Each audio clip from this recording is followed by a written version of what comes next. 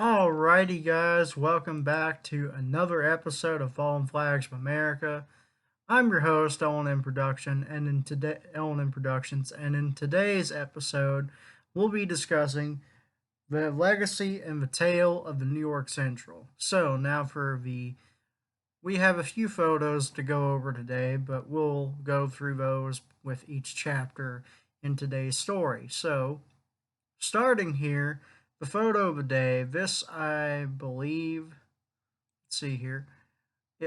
I'm not sure where this was taken, but what we have here is a one of the very rare Lima Baldwins, um, or they're just called LRS 1200s, ordered exclusively by the New York Central. Now, these, I believe, judging by their design, were meant to be a competing locomotive to the already successful Alco RS1 series, well, RS series of locomotives, and I believe the EMD GP7 and GP9 and locomotives of that nature.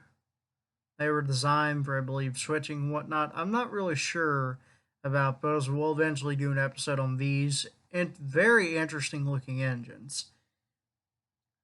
The storied history of the New York Central can trace its heritage back to one of our country's earliest railroads, while it rose into one of the nation's largest lines, credited to a legendary tycoon and industrialist.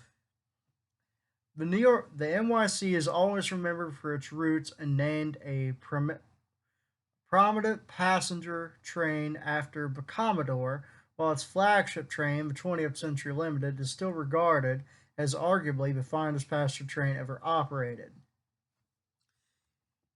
For history's sake, you cannot really speak of the NYC without mentioning the rivalry of the Pennsylvania Railroad, and vice versa.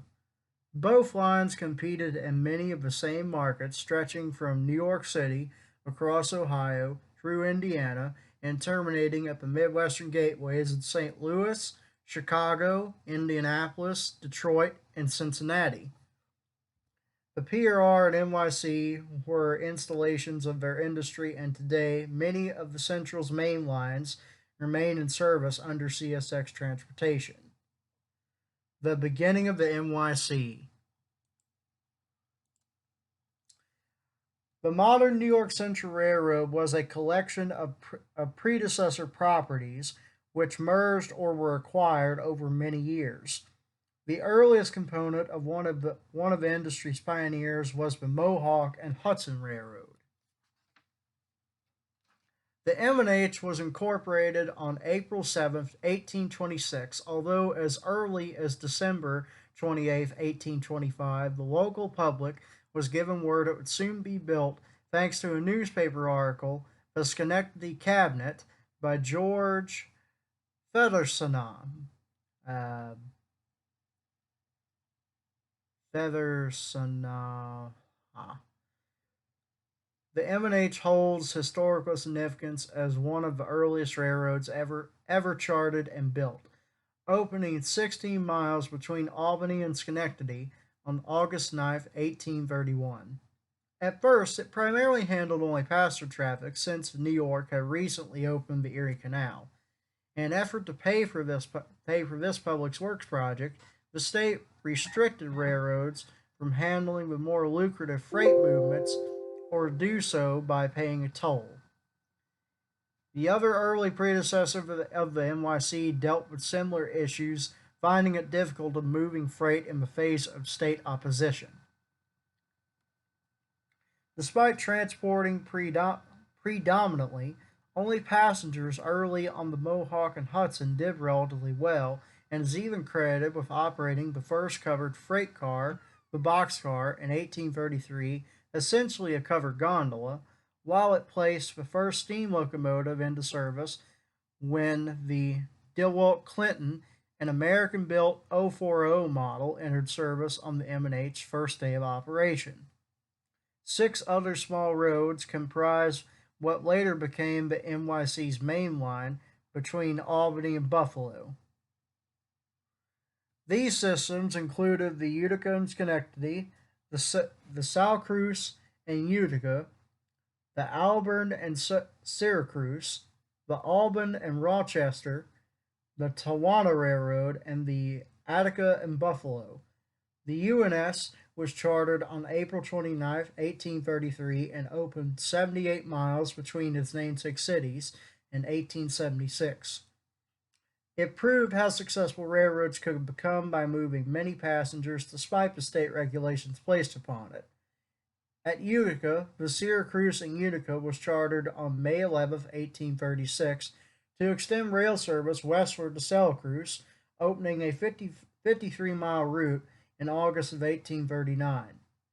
The next component was the Auburn and Syracuse, chartered on May 1st, 1834. It opened both cities in January of 1838. The railroad was initially horsepower, but introduced steam power a little more than a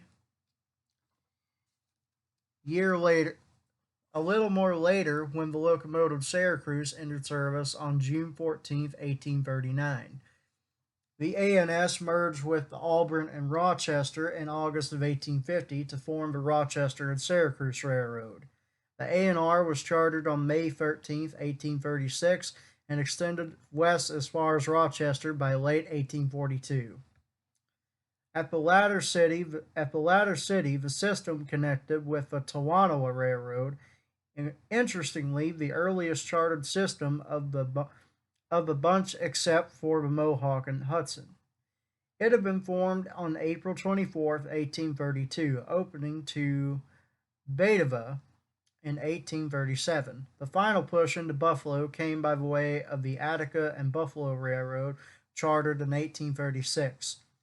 Following a few years of construction, it opened on November 24, 1842, between Buffalo and Attica, thus completing the direct rail service from the state capital to Lake Erie.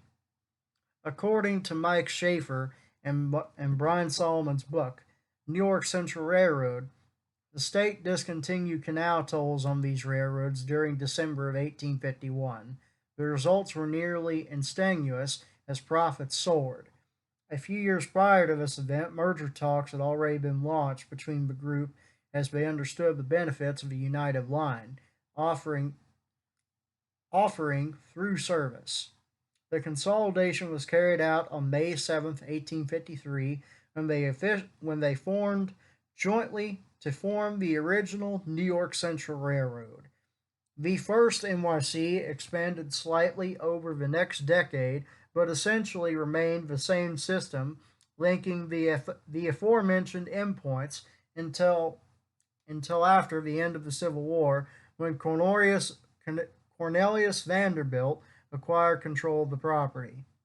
It was under the Commodore's guidance that the modern New York Central was born, as he pieced together several large railroads into a network under common management stretching from New York to Chicago.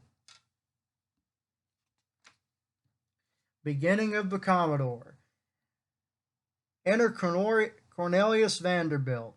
Those name remained synonymous with the New York Central, whose name he was born in 1794, and at the age of 16 began his own ferry service between Staten Island and New York City.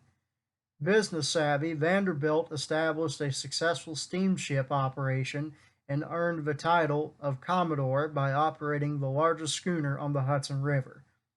He was worth $500,000 by 1834 and remained in the shipping industry for another 3 decades before realizing the future of the transportation lay in the railroad.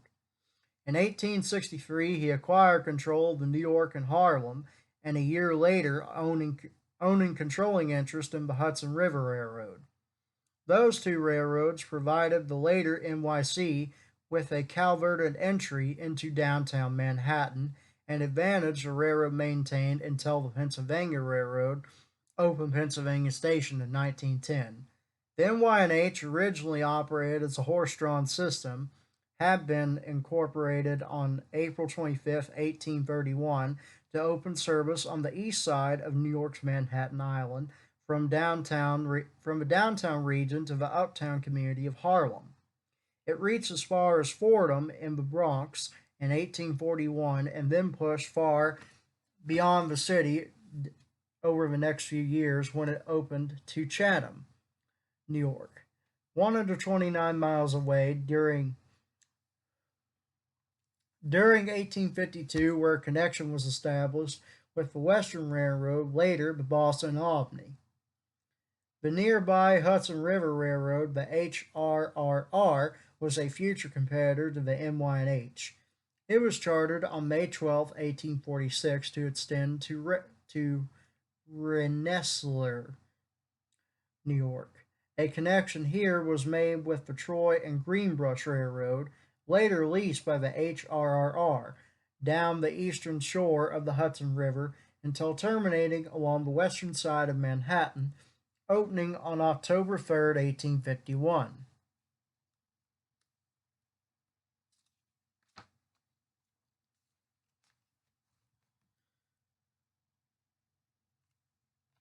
Later becoming part of the NYC's future water level route, high-speed main line, those shrewd business practices, the Commodore gained control of the original New York Central Railroad in 1867. He then formed a new company, the New York Central and Hudson River Railroad, in 1869. The HRR and the NYC were merged into the new operation while the Harlem was leased. Trains of the NYC include the Chicagoan, New York to Cleveland to Chicago, the Chicago Mercury, Chicago to Detroit, the Cincinnati Mercury, Cleveland to Cincinnati, the Cleveland Mercury, Detroit to Cleveland, the Detroit Mercury, Cleveland to Detroit, the Knickerbocker, St. Louis to New York to St. Louis, the Michigan, Chicago to Detroit, the Motor City Special, Chicago to Detroit, the Twilight Limited, Chicago to Detroit. The Commodore's acquisition could not have arrived at a better time as New York's region's population was exploding, and the railroad now boosted through a route to Buffalo. He expanded its presence across the city and then eyed a western extension. Another move that could be described as somewhat manipulative, Vanderbilt gained control of what would prove perhaps the Central's greatest addition, the Lakeshore and Michigan Southern Railway. This very large Midwestern line had a history tracing as far back as the 1830s and grew through a combination of takeovers and mergers. At its peak, the LS and MS connected Buffalo with Chicago via Toledo, Cleveland, and Elkhart. It also reached Detroit, southern parts of Michigan, and Oil City, Pennsylvania. In 1877, Vanderbilt finally acquired stock, controlled the railroad, and the company's name later disappeared when the modern NYC was created. The next major addition was the Michigan Central Railroad. This system began as the Detroit and St. Joseph of 1831 to connect its namesake cities. As monetary troubles mounted, it was renamed as the Michigan Central in 1846 and slowly expanded during the next several decades. By the late 19th century, it connected Chicago, Detroit, Jackson, Mackinac, and Toledo. Perhaps its own important artery was the route through southern Ontario, known as the Canadian Southern, CASO, which linked Detroit with Buffalo. At its peak, the MC owned a system stretching over 1,800 miles. The Commodore had difficulty securing ownership of the property, and it was not within the NYC's grasp until 1878, a year after he passed away. The MC's addition offered the Central the best route from New England to the Midwest. cutting across the northern shore of Lake Erie instead of going around it to the south. The CASO proved a very important corridor and remained so throughout the NYC's years.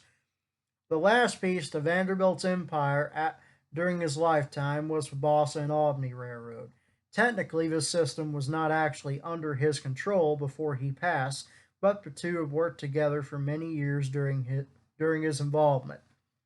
The B&A can trace its roots back to the Boston and Worcester chartered on June 23, 1831, to connect those cities, operating on July 3, 1835.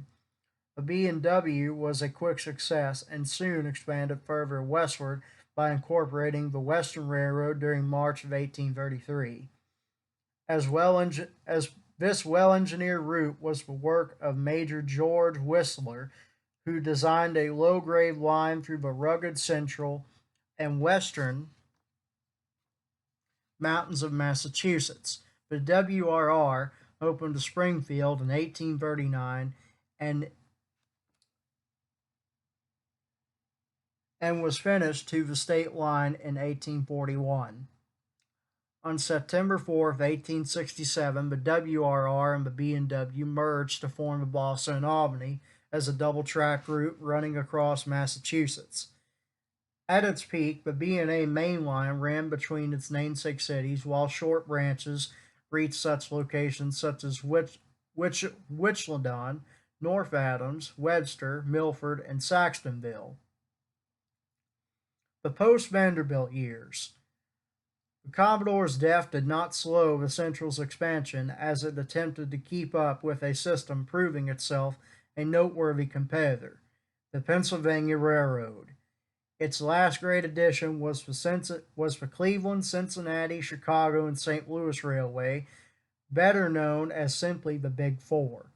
The history of this system could fill a book by itself, but in short, it was created on June 30th, 1889, when the NYC and HR merged three predecessors into one.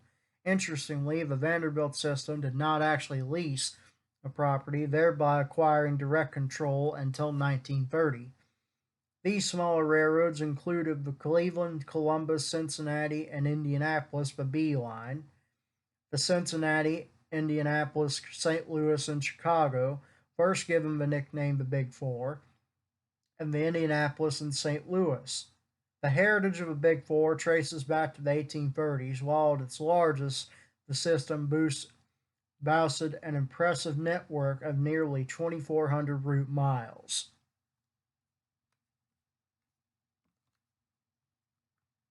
Hang on just a second while I turn my page.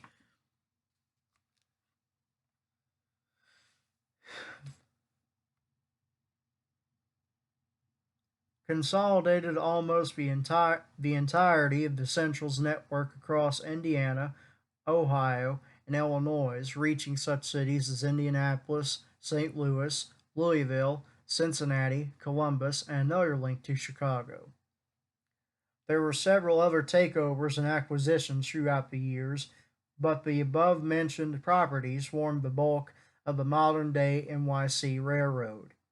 One of the most important smaller systems was the Pittsburgh and Lake Erie, which provided central access to the Steel City. While it never served Pittsburgh via through route like the Pennsy, the PL&E nevertheless proved itself a moneymaker and a coveted subsidiary. It was formed on May 11, 1875, and largely funded by steel tycoon Andrew Carnegie. In addition, it later saw extensions to Brownsville and Connellsville, Pennsylvania. The PL&E opened for service in 1879 to Youngstown, Ohio, and was quickly eyed by the LS and MS. At around the same time, the NYC and HR pushed into coal fields of central Pennsylvania via the Beech Creek Railroad and ownership of the Fallbrook Coal Company. The Central would eventually operate an inside gateway through this region, branching from Lyons, New York, Those lines passed southward through Geneva and extended to Williamsport, Pennsylvania, before turning westward to Corwinsville and finally terminating back at Ashtabula, Ohio. The Central controlled two other notable coal roads, one in Ohio and the other in Illinois. According to Donald Mills Jr.'s book, the Kewanee and Michigan Railroad, bridge line to the lakes, the Toledo and Ohio Central began as the Atlantic and Lake Erie, incorporated on June 12, 1869, to tap the coal fields of southern Ohio, running from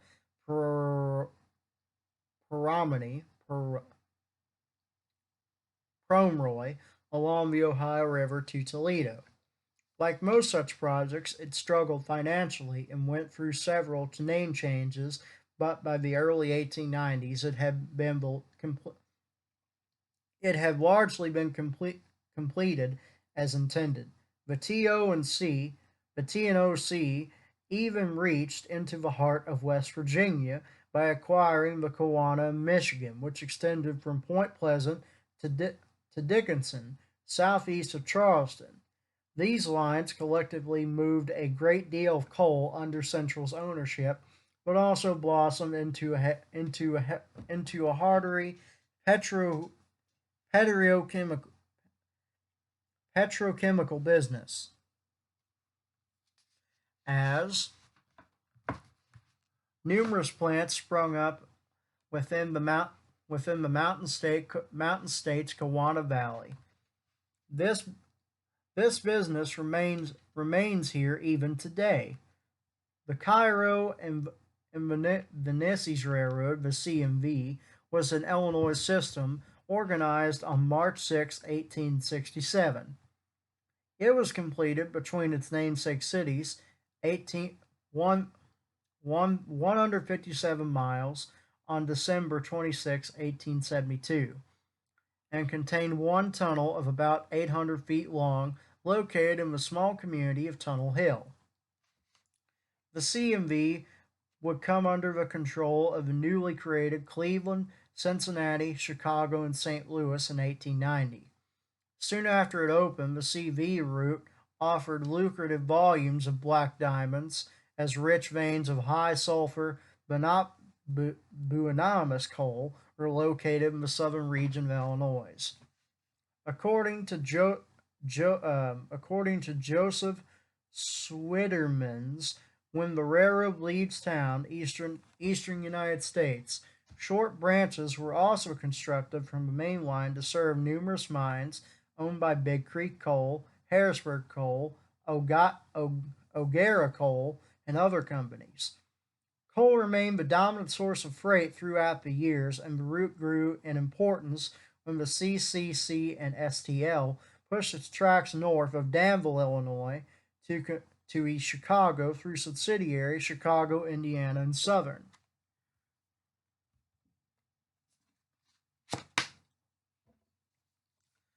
The new line opened on January 21st, 1906, and provided direct service between Chicago and Cairo, earning it the nickname the Egyptian Line, since its southern terminus was spelled like the ancient Egyptian capital of Egypt.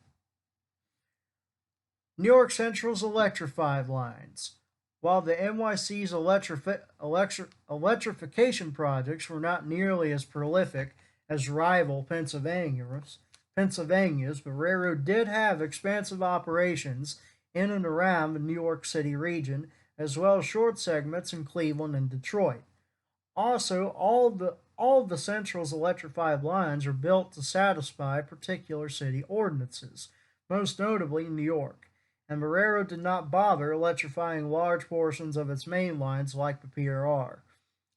However, despite this, the Central used its electrified operations very effectively and efficiently, particularly through the use of underrunning third rail, an application that uses an additional and slightly elevated rail where shoes on locomotives pick up electricity. Third rail also allows for a cleaner right-of-way and less maintenance than traditional overhead cannery.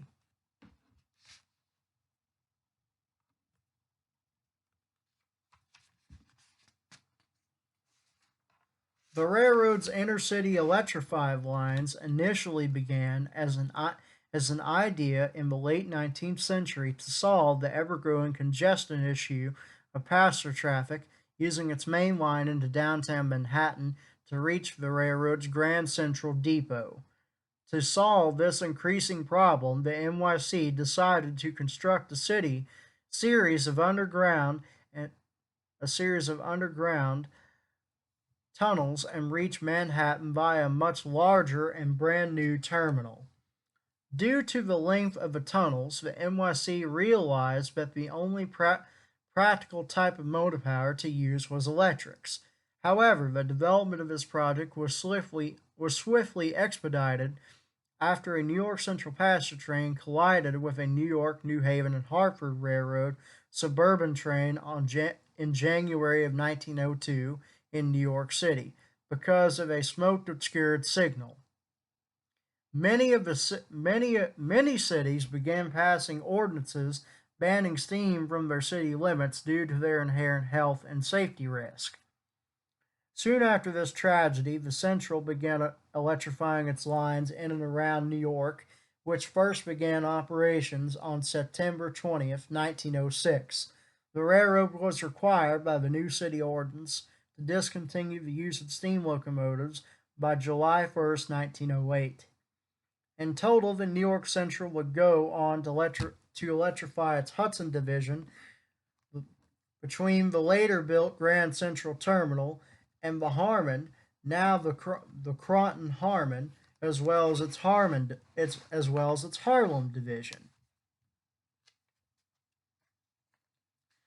Then the New York Central Electrification project began when the railroad decided on a 660-volt direct current DC system employing third rail, similar in nature to what the Baltimore and Ohio Railroad had used for its Baltimore Belt Railroad project a decade earlier. The Central looked to the B&O's project for guidance when constructing its own electrified lines. For power, the Central began with a 1D1 electric locomotive design built by General Electric, initially classified as the Class L. It was eventually changed to the S1 class, and the only one ever rostered by the railroad. A rather short and stubby locomotive, what it lacked in length more than made up for it in power, featuring a constant rating of 2,200 horsepower with short bursts for acceleration as high as 3,000 horse. Numbered 6,000, the locomotive was later renumbered to 100 and was still used in daily operation through the 1960s, mostly for yard work. The locomotive also has been preserved, but is not on public display.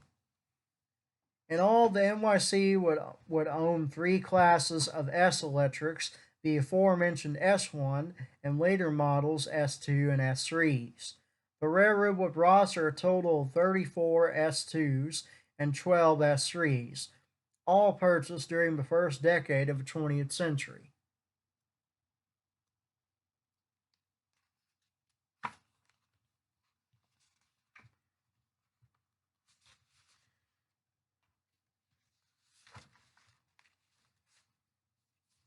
Note these locomotives gained their designation as S motors when they were rebuilt with a 2D2 wheel arrangement after another serious accident killed 23 people involving S2s with a 1D1 arrangement.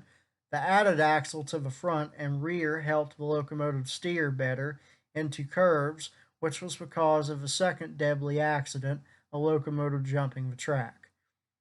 Rather simple designs, the NYC's S locomotives featured gearless traction motors and were eventually all relegated to yard work since their small number of axles put more weight on the rails thus causing increased wear.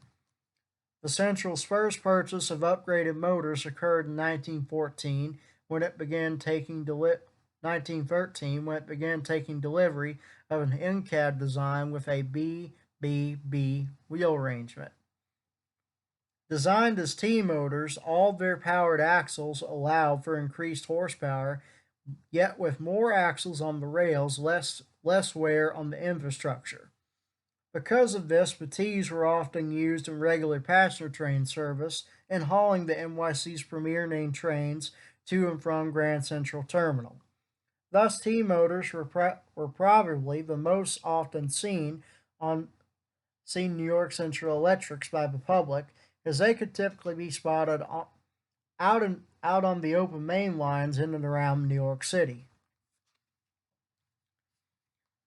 The T motors remained in operation all of the way until the Penn Central merger, when they were bumped from service first by the railroad's P-class electrics, and later all of the New York Central's motors were retired in favor of New Haven Railroad's FL9s.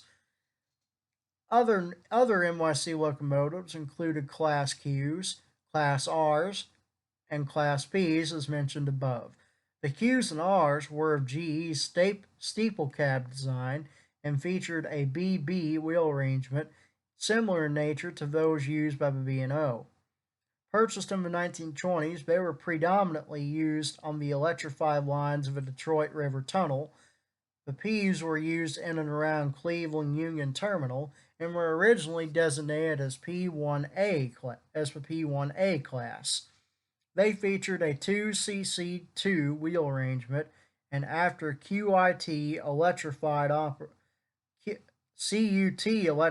operations were discontinued in the 1950s, they were transferred to GCT, re-equipped for third rail operation and dubbed P2As and P2Bs.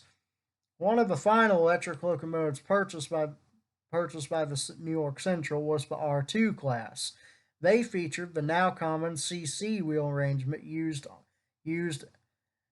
in diesel locomotives and no suspended traction.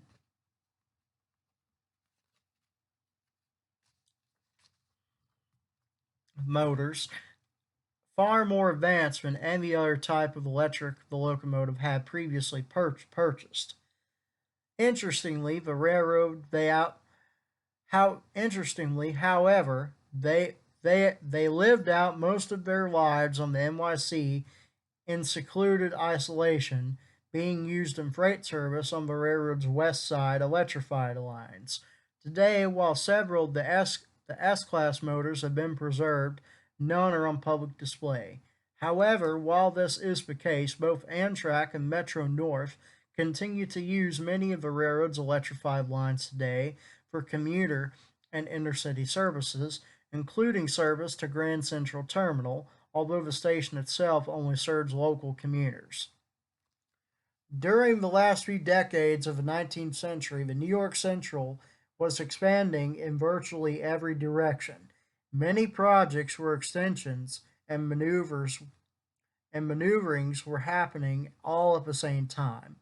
Such was the case with the railroad's reach into northern New York. Between these additions and its Buffalo and Albany subsidiary, the Central was the only major trunk line to also serve the heart of New England. Though yet more business-savvy tactics were railroad leased, the much sought Rome, Watertown, and Ogdensburg Railroad in 1891, a system that dated back. Hang on, I gotta turn my page here. To an 1861 merger between the Watertown and Rome and Potsdam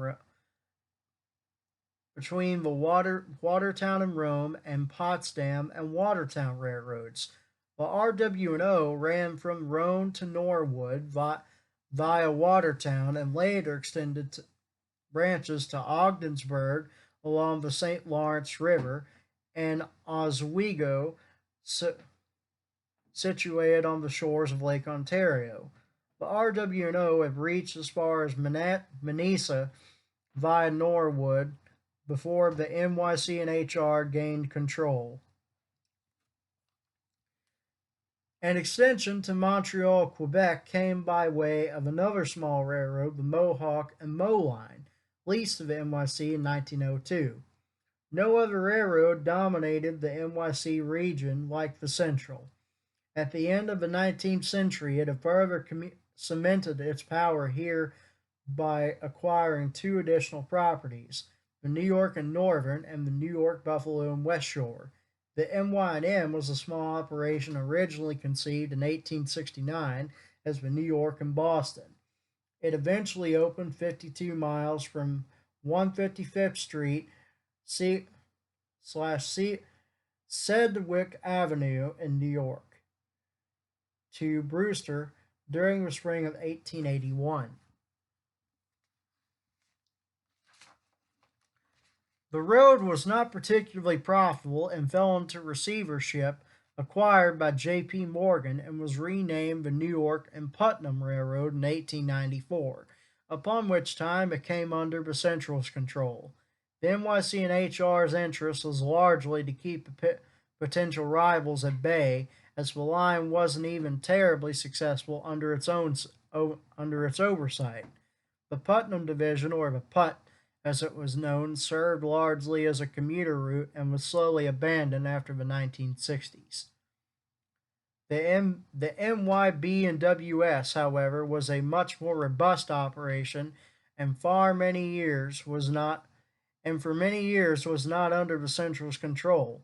It proved a serious threat to the Vanderbilt Road, eventually being a competitive route along the west shore of the Hudson River from Winnekegan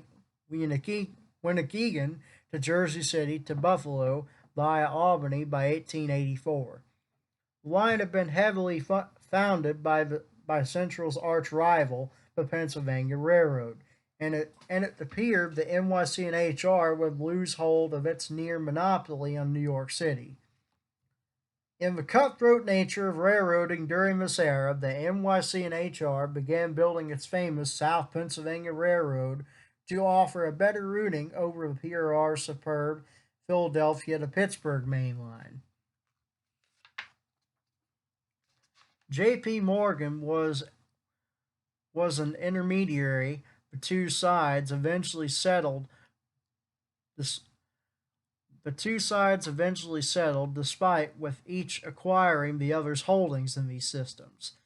The Central took over the NYB and WS in 1885, renaming it as the West Shore Railroad. Interestingly, the old South Pennsylvania was eventually sold to the state, with sections becoming part of the Pennsylvania Turnpike. The modern New York Central into the 21st century. By the turn of the 20th century, the NYC and HR was largely in place. To streamline the organization, all the properties except for Boston and Albany, Michigan Central, and Big Four were merged on December 22, 1914, into the second New York Central Railroad. Although not quite as large as rival Pennsylvania, the NYC was a formidable competitor and recognized as one of the country's elite railroads. It operated a network of more than 10,000 miles and also served 9 states as well as southern Ontario, Montreal, Quebec. It upgraded most of its lines around New York City with third rail electrification for safer and more efficient operations. It also utilized electrification around Cleveland, Buffalo, and Niagara Falls. It also expanded its water level route to 4 tracks from New York to Buffalo, utilizing double tracked on most key routes, and maintained a robust passenger commuter fleet. The NYC weathered the onslaught of traffic during World War I and the government's mismanagement under the United States Railway Association, or the USRA at that time. It also managed to escape the Great Depression without falling into bankruptcy, although the system had fallen under hard times. While the Central had a large and ex- exquisite passenger fleet, its flagship was without a doubt the New York to Chicago 20th Century Limited. Arguably the most regal passenger train ever created, the Limited was adorned in grays, silvers, and whites, while ushering in the Art Deco era of interior design.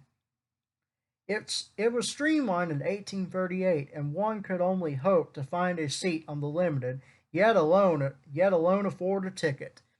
And it was powered by a handsome 264 J3A Hudson class, still in the Henry Dreyfuss style. The New York Central system was remembered for many things, but perhaps the railroading's most crowning achievement was its Grand Central Terminal, located in downtown New York.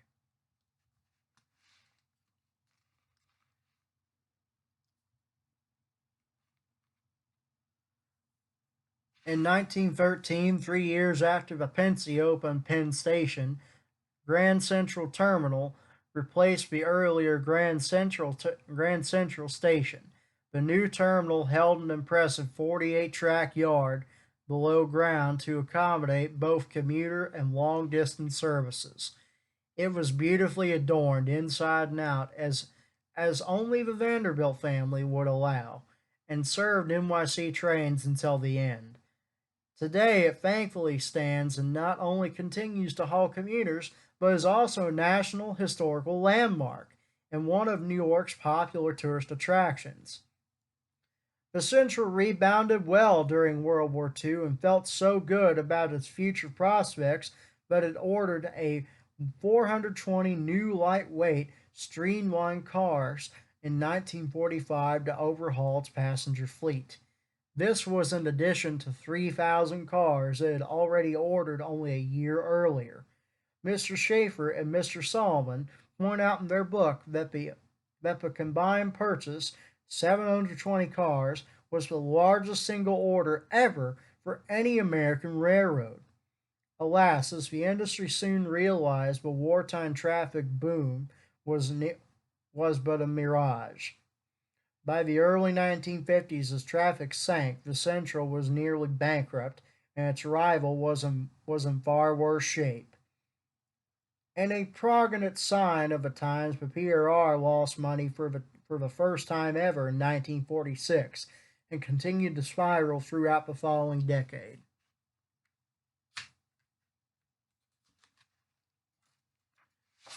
The NYC's fortune soon turned with Alfred Perelman, which was elected president. Under his guidance, the railroad began an aggressive campaign to upgrade the property, modernize the network, and cut costs as efficiently as possible.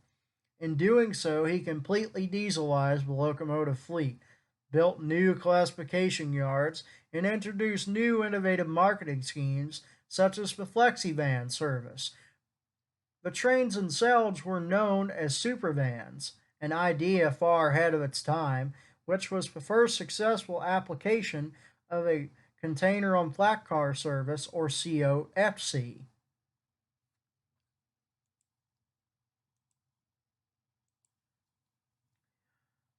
Penn Central and the formation of Conrail. According to Rush Loving Jr.'s book, The Men Who Love Trains, Perelman and the railroad's culture was laid back, where ideas and open discussion freely flowed to solve problems, which greatly aided in getting the company back onto its feet. Still, despite Perelman's efforts, the NYC's future remained uncertain as an independent carrier. The merger movement was steering as systems attempted to cut costs and streamline operations in the face of declining traffic and strict government regulations. The Norfolk and Western, which had acquired rival Virginian in 1959, the Erie, Delaware, Lackawanna, and Western merged in 1960 to form the Erie Lackawanna, and the Chesapeake in Ohio was eyeing the Baltimore in Ohio.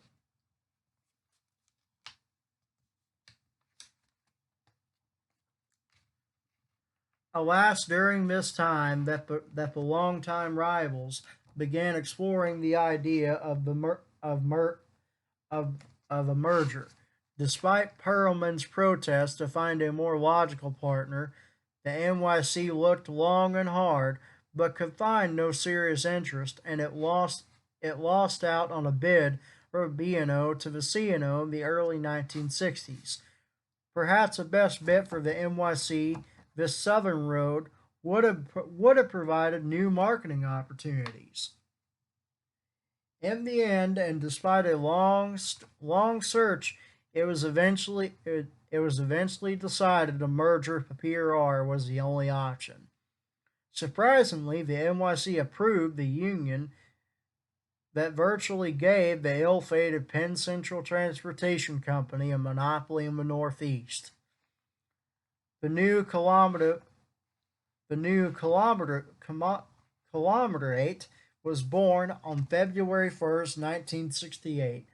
On merger day, chaos ensued and the new railroad literally fell apart right from the start. To make matters worse, the NYC and PRR could not have had more opposite corporative cultures. The NYC and PRR folks did not care for one another, magnified by the latter's arrogance. The Pensy had always maintained a militaristic structure. Their corporate attitude was one of inheritance and knowing one's place in the chain of command. It was extremely strict, new ideas were shunned, and orders came down from higher ups.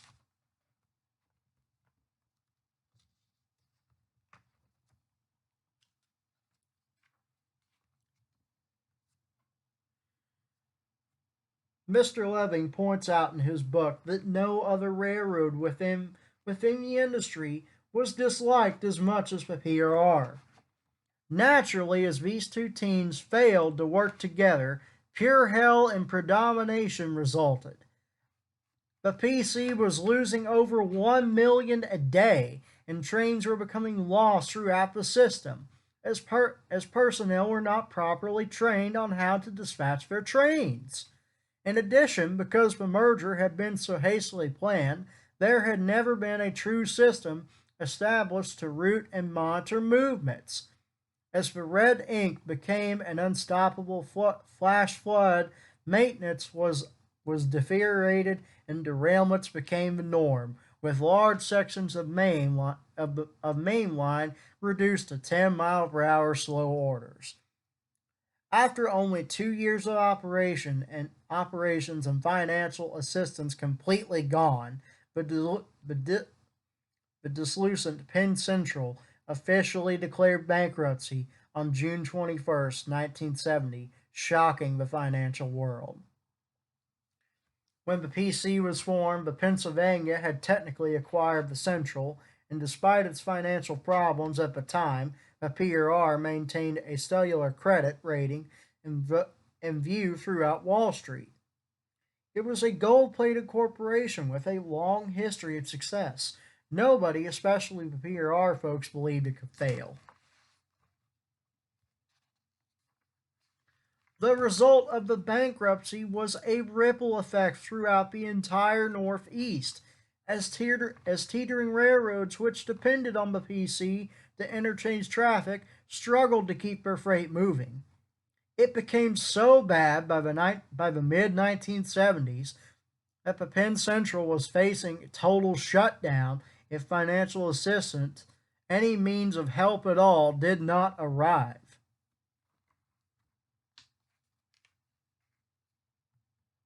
Allow me to move my page here.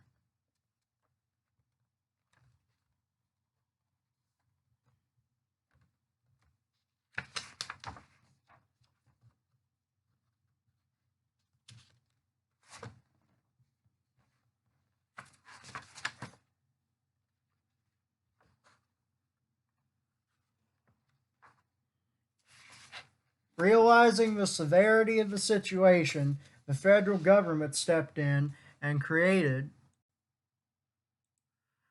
the Consolidated Rail Corporation, which comprised the skeletons of several bankrupt northeastern carriers, and began operations on April 1st, 1976. This railroad would become known as Conrail. With federal backing on Conrail began to slowly pull out of the red ink. It took many years, and by the mid-1980s was a profitable railroad. After thousands of miles of excess track, and sometimes perhaps not so excess when compared to today's boom of the industry, was abandoned and or upgraded. Today, even Conrail is no longer with us, having been split up amongst CSX Transportation and Norfolk Southern in 1999, with CSX taking much of the NYC, while NS got a good chunk of the Pennsy.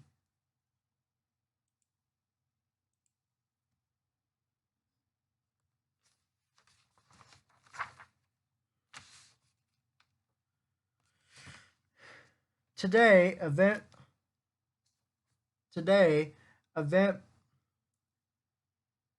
many parts of the railroad continue to serve an important role in moving goods and people from eastern markets to the Midwest and vice versa, such as its mainline water level route. Well, guys, that has been my video on covering the history, legacy, and the downfall, and eventually the rebirth of the New York Central, as it would later become Conrail, which thankfully pulled everyone, and not just the Penn Central, and it pulled other railroads besides the New York Central, Penn Central system out of the water, which were, had it not been for the Penn Central, would have been totally gone. Anyways, if you enjoyed this video, guys, please be sure to leave it a like and subscribe, and don't forget to leave a comment saying what you would like for next week's video, or just leave a comment for what you'd like me to do in the next video. Join us next week as we will be discussing the 60 series of EMD. But until next time, until we meet again somewhere out there in the high iron, this is the L&M Productions out. Whoops.